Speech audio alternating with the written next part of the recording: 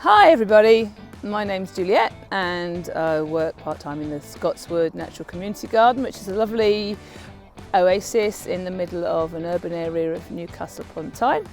Today I'm going to show you how you can very easily and cheaply plant some seeds with things that you've got readily available at home, so you don't even need to go out and purchase anything from the shops. So let's have a go. Now, you've probably got lots of these at home. So what you need to do is grab one of your old loo roll holders and cut it 4 times. So probably about 2 centimetre cuts, 4 cuts, about equidistant. So you're cutting it into quarters or quadrants.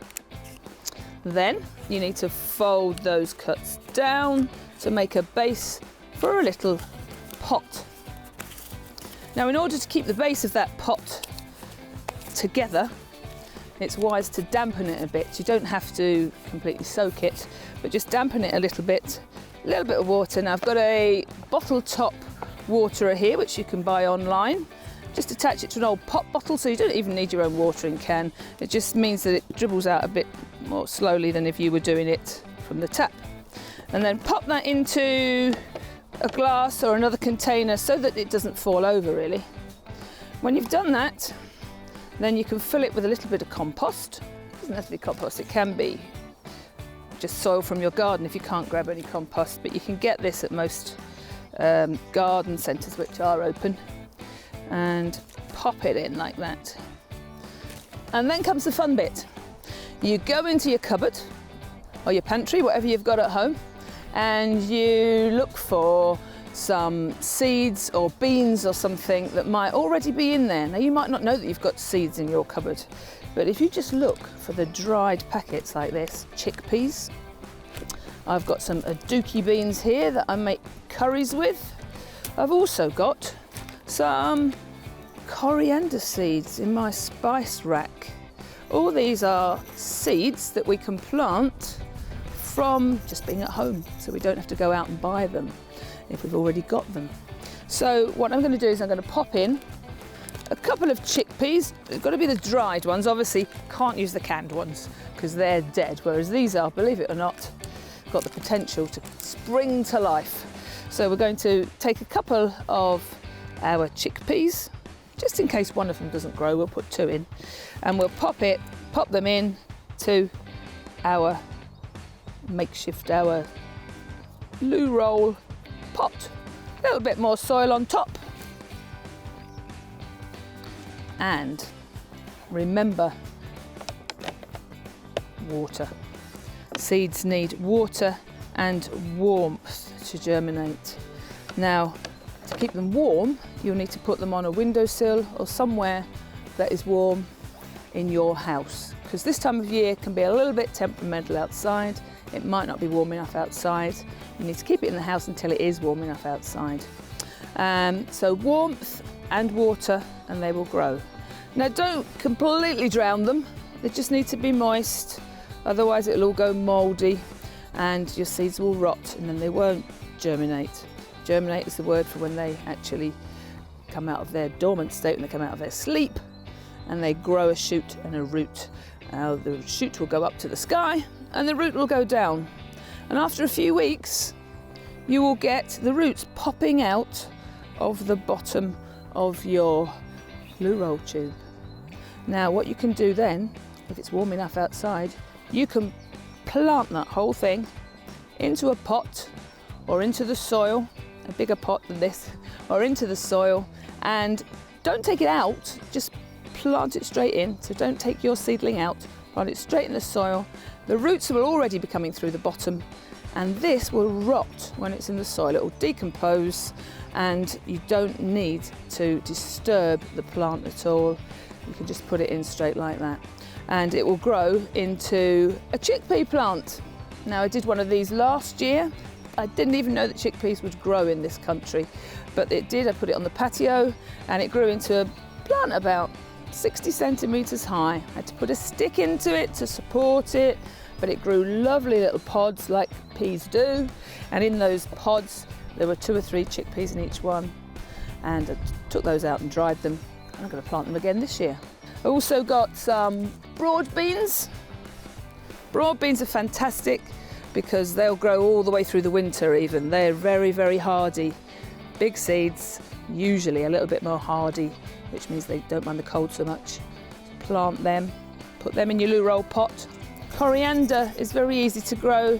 They're very small seeds, so you'll need to sprinkle them and put some soil on top of them. You can grow them in things like this. Your old container from your grapes, as long as it's got a few holes in the bottom for drainage. Fill that up with compost. Put your herb seeds in there, your coriander or mustard seeds is another one you can do from your cupboard if you've got them. I've never tried peppercorns, maybe that might be a good one to do as well. And they'll grow beautifully on a warm windowsill as long as you water them and they're warm. Also, if you're doing more than one thing, it's always a good idea to label it, so you could write on your pot, this one's got chickpeas in it, so you could write on there, chickpeas, and you can write the date on there to tell you which date you planted them, and then you can keep a track on how long it takes them to grow, which is always good as well. You might want to do it on a wooden stick if you've got a few of them, you might want lots of different ones. Another thing you could do, just with things you've got in your cupboard, is to plant supermarket potatoes. Now, I'm not very good at eating all the potatoes when they should be eaten, so mine start to sprout like this in the cupboard. This is just a normal white potato from the supermarket. It started to sprout in the cupboard. What you can do with those is you can just plant those into some soil and they will give you a lovely potato plant, and you'll probably get about 10 potatoes growing under the ground for each one of these that you plant. If it's a big potato, or if it's got 2 lots of shoots, you can even cut the potato in half. So you've got shoots on one side, shoots on the other side, and you can plant the 2 bits in the ground, so you get twice as many. Have a go anyway. So what we'll do there is we get a plastic bag. Now, don't get the really thin ones, the sort of thing that rustles. That is too thin, it won't hold much soil before it rips, okay? So what you really need is one of the heavier weight ones that you might put rubble in, a rubble sack, a much thicker plastic bag.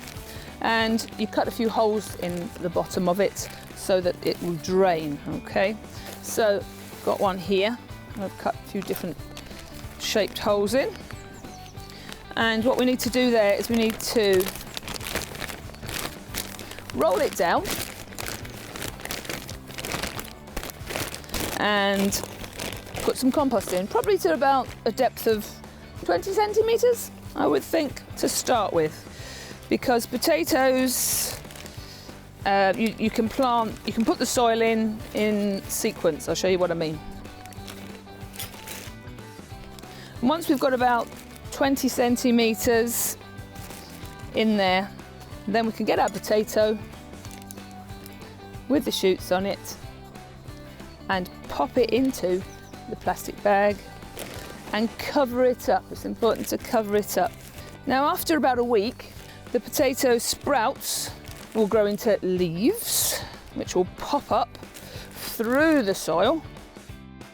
When you see that, when you see the leaves coming up, then you can just cover them again with soil. Just keep doing that, keep doing that, keep doing that.